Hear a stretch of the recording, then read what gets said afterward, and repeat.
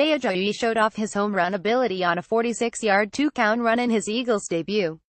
Yet it was Brandon Brooks who helped spring Ajayi by blocking not one, but two Broncos defenders on the play. It was one of two two-counts in which Brooks threw the key block, the other being a 15-yard screen pass to Corey Clement. And both times, the 6'5", 335-pound right guard demonstrated the ability to maul would-be tacklers at the second and third levels. Brooks has always been a force at the point of attack. The way he was getting down the field and reaching his targets on Sunday, the 28-year-old was making his case for more recognition, perhaps even an invitation to the Pro Bowl. Let's go back to Ajayi's toucown. It's a readoption handoff to the left, with center Jason Kelce pulling and acting as the lead blocker on the play. Brooks' job is to get up to the second level and get a hat on Broncos middle linebacker Brandon Marshall. This is a well-blocked play across the board. There's a massive hole between the tackle and guard, and Kelce is demonstrating his unique ability to get out in space. This clip could go into his highlight reel as well. However, it's Brooks' block that's ultimately going to blow this wide open. First of all, Brooks is about 7 yards up the field from where he first engages Marshall, and still has position. The linebacker might not have a chance to flow to the football and eventually make the stop regardless of what happens next. But there was also some confusion on the part of Broncos cornerback Bradley Roby, who doesn't seem to know which direction the play is going. That's going to be a problem with Brooks rumbling down the field. Marshall and Roby collide, and Brooks winds up putting both defenders on the ground. And while the miscue by Denver's defense might be resulted in a score regardless, it didn't help. The linebacker was driven all the way into the secondary. Look at where Brooks engages. That block finally ends 10 yards later, with Marshall getting completely erased. That was an impressive block by Brooks, although there's a chance Ajayi would have scored anyway. He is a Pro Bowl running back. Earlier, there was no doubt Brooks had set Clement free on a running back screen with another tremendous downfield block. This is a fairly standard setup, with Brooks the last of the offensive linemen to release in this instance behind Kelce and right tackle Lane Johnson. Those first blocks are going to set up a wall and Clement a little breathing room after the catch, but there is a lot of work to do from there. Johnson gets tripped up and Kelce is engaged, so Brooks is pretty much a one-man convoy. At this point in the play, it doesn't look like Clement has much chance of scoring. Of course, it helps that Broncos safety Justin Simmons doesn't want anything to do with Brooks coming straight at him at speed with an almost 10-yard head start. A great block, a nifty move by Clement, and a poor angle by Roby turns this into an easy 6 for the Eagles. By the time Clement crosses the goal line, Brooks is practically standing in the end zone with him, a good 20 yards from where he starts the play. If there was any justice in the world, he would have been allowed to spike the ball. A prize free agent signing in 2016, Brooks has been quietly efficient for the Eagles, although he hasn't necessarily been getting a lot of recognition. Make no mistake, he's very good. Brooks is currently ranked third among all NFL guards by Pro Football Focus, and given the Eagles' record at 81, the whole team is receiving more attention this season. With all the national attention, and then tape like this, 2017 just may turn out to be Brooks' first Pro Bowl campaign. Each week, we'll take a look at how the Eagles' division rivals fared the previous weekend. Spoiler alert, the Giants lost again, and what they have upcoming. This week, Dallas is quietly swimming in our wake. Kirk Cousins finally provided evidence for a Kolb-sized contract extension, and the New York Giants continued to do what they've been doing all season, aka embarrass themselves. Here's what happened this week in the NFC East. New York Giants 17. What happened? I know it's been a few days, but remember what the Birds did to Denver? That's essentially what the Los Angeles Rams did to the G-Men on Sunday, getting thoroughly embarrassed 5,117 at home. While you're spinning down memory lane, try to remember every disappointing Eagles defense of the past decade. You're probably envisioning some formerly big-named cornerback giving a half effort or less on a tackle. That was essentially the breaking point for New York on Sunday, down at 2 count and very much still alive. The Giants D gave up a 52-yard score on 3rd and 33, which featured a numbskull tackling effort by former first-round pick Eli Apple. Somewhere in the unemployment line, Byron Maxwell is having a giggle. Or maybe that laugh we hear is Janoris Jenkins, whom coach Ben McAdoo suspended for this one for breaking team rules. The route was on at that point. The Giants got chased out of their own building on Sunday, and the Jared Goff-led Rams look very much like the real deal come the postseason. Positive spin. The Giants' backup quarterback and third-round pick definitely a better choice than selecting some offensive line help. Great call. Jerry Reese. Davis Webb says he's learning from one of the best ever. Props should be given to Eli Manning, who has clearly opted to give Webb his older brother's cell phone number. There is not much to spin positively here for Big Blue, but here's two things fans can take. 1. The Rams provide ample evidence that a quick turnaround in the not-for-long league is a real thing, and 2. Any New Yorkers looking to send McAdoo and Reese to the airport probably just got a whole lot more people willing to throw in cab fare. Negative spin. See literally everything from above. What's next? A road game against the San Francisco 49ers, which the Giants would be wise to Sam Hinkie the heck out of. There's articles in the Geneva Convention that specifically forbid the Red Zone channel from playing clips of this game, as it'll go far beyond cruel and unusual punishment for viewers. Regardless, Birds fans who don't want to face Sam Darnold for the next 15 years should be rooting for the Giants come Sunday. Washington 44. What happened? Welp, I did not see this one coming. After 2 weeks of being beaten by their division rivals, the Washington football team came from behind to beat the presumably playoff-bound Seattle Seahawks 17-14. The highlight on Adele afternoon was a game-winning 4-play, 70-yard toucown drive by Kirk Cousins with under 2 minutes to go, giving Jay Gruden's squad their first victory over a winning team since beating Oakland back in Week 3. One could argue this was more of a Seattle lost-it game, as opposed to a Washington wins it, as the Seahawks missed a hat-trick's worth of field goals. In the immortal words of Andy Reid, we can all count. That's not what matters in the standings, of course, and so Dan Snyder's squad sits at the halfway mark with an enthusiasm-eating .500 record. Yeah, I'll forgive Maryland residents if they're not rushing to put down their playoff ticket deposits. Positive spin. Beating the Seahawks is great, and gets this team's season back on the rails a little bit after 2 good punching loses. It's sorta like failing a midterm getting whipped by the Birds, 3,424, but then the teacher says you can take the test again playing Dallas the next week, only to fail the next one even worse, losing 3,314. Then, a week later, you recite some random fact from the test in front of the whole class. It doesn't really count the same, but I guess it helps, sorta. The Seahawks, despite a banged-up defense and a tissue paper O-line which seems like a recurring theme around the NFC, were coming in at 52 and working to stay on pace with the upstart Roms. By all accounts, this is a win to feel good about. Negative spin. At 44 and having been swept by the Birds, Washington has nearly zero chance of winning the NFC East crown.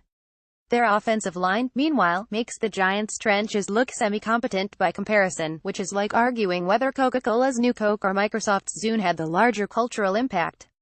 The team also has no run game to speak of. Man, if only a Pro Bowl running back had been available for cheap at the trade deadline. Oh, and Jordan Reed is out injured, which is a phrase used as often as the president hit back on Twitter. The past 3 weeks sum up Cousins pretty succinctly: he's good enough to win games, but not consistent enough to feel worthy of a 7-year $100 million contract. Considering the likes of Tom Savage, Drew Stanton, Kevin Hogan, and Matt Swanner have all been getting starts around the league this year, Washington could have worse things than a decade of Kirk. Seriously, that list of quarterbacks is so forgettable, you didn't even realize one of them wasn't a real guy. What's next? Games against the Vikings and Saints, and Eagles fans eyeing home field advantage should swallow hard and root for the only team in the NFL that has Donald Trump defending their name choice. Dallas Cowboys 53. What happened? Oh good, it had been so long since I got to type the words Andy Reid and major disappointment together in a sentence. Despite falling behind 143 early on, Reid's Chiefs actually led 17-14 at the half thanks to a super fun Tyreek Hill 57-yard catch and run that's definitely worth a second look.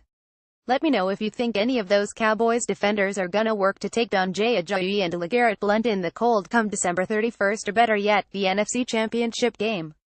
Anyway, this game is about the Cowboys, who ended up winning 2,817 thanks to strong play from Ezekiel Elliott and Terrence Williams, and totally has nothing to do with the fact that Reid, who never changes, gave his star running back just 9 carries on the afternoon. My goodness, that stat line still gives me palpitations. In other Cowboys-related news, Zeke's suspension is back on appeal, which shows how much I or anyone knows about the legal system when it comes to NFL suspensions. Additionally, Tony Romo has been battling with Deion Sanders, which has as much impact on the NFC East as Papa John asking Nazis not to eat his pizza, though oddly, both those stories tie back to Jerry Jones somehow. And speaking of Jones, the Cowboys owner went on record this week saying his team has zero tolerance for domestic abusers. The $11.3 million he paid to Greg Hardy suggests otherwise, and he's now apparently battling whether Roger Goodell gets a contract extension or not. This is like a battle between Jaime and Cersei Lannister, in that we know deep down we're supposed to dislike one more than the other, but I can't for the life of me figure out which positive spin have the Dallas Cowboys ever been so underhyped. With the Birds soaring high at 81, dem boys are flying a bit under the radar at 53 despite a 3-game winning streak. Seriously, if I'd told you back in August that the Birds would be 53, you'd be feeling pretty good about their playoff chances. Am I right? With 2 games still to play against Philly, Zeke showing his 2016 form and his suspension seemingly in limbo, and an upcoming schedule that features a few underachievers like the Raiders, Chargers, and Giants, a path to the wild card definitely exists, if not a shot at the NFC East should the Birds slip in the slightest. Negative spin: the Birds aren't going to slip in the slightest. Seriously, unless Roy Williams comes out of retirement and delivers a horse-collar tackle to Carson Wentz, it's hard to imagine anything getting in the way of this Philly team claiming their first NFC East title since 2013. Keep in mind, even if Dallas sweeps the Eagles, which they want, they're still a game behind. Meanwhile, while Dallas sits in the final wildcard spot today, they're competing over 2 spots with Carolina, Atlanta, Seattle, and Detroit. 3 of those teams made the playoffs last season, while the 4th, Carolina, was in the Super Bowl the year before. The point is simple: grabbing a wild card slot is as much of a guarantee as a suspension handed down by Goodell being enacted in a timely manner. What's next? The Cowboys now head to Atlanta. Like you really care. All eyes are on their next game on November 19th against the Birds. Some thoughts on the inspiration of Roy Halladay. A lot has obviously been said about Roy Halladay in the past few days, and trying to keep it concise when discussing his legacy is probably more difficult than trying to hit his two-seam, but here I go anyway. The thing I loved most about the doc was the story of how he came to be. Halladay was called up to the show, nearly threw a no-hitter in his second career start, and then promptly began to fail miserably, eventually being banished to the lowest levels of professional baseball. Instead of quitting or retiring in shame, Halladay did what we can all only hope we would do in a similar scenario. He took advice, worked ridiculously hard, and completely rebuilt himself in a way that brought him to the highest levels of his profession. His path to greatness is not a sports story, it is a human interest story. It doesn't matter if you're a Philly sports fanatic or someone who doesn't know the difference between a baseball diamond and Ronnie Mervis. The story of his success, culminating in that unbelievable no-hitter against Cincy in the NLDS, puts a Hollywood script to shame. It is heartbreaking that his opportunity to teach and inspire others has been cut short. All I can do is promise that his legacy as a person who thrived by taking advice, working hard, and helping others is something he'll continue to preach, teach, and live by. Thanks, Doc, for all those early mornings at the ballpark. Your legacy goes beyond the diamond. The Philadelphia 76ers won a basketball game that they probably shouldn't have last night, beating the Jazz in Utah, 104-97. Joel Embiid was a DNP. Been too long since the last one, and Ben Simmons shot 722 with as many turnovers as assists. But they won, the way they've won all season. They passed the ball 23 assists, actually below their 26.2 average, and they shot the 3-12-27 from deep. And now they're 64, tied for the East's 3rd best record.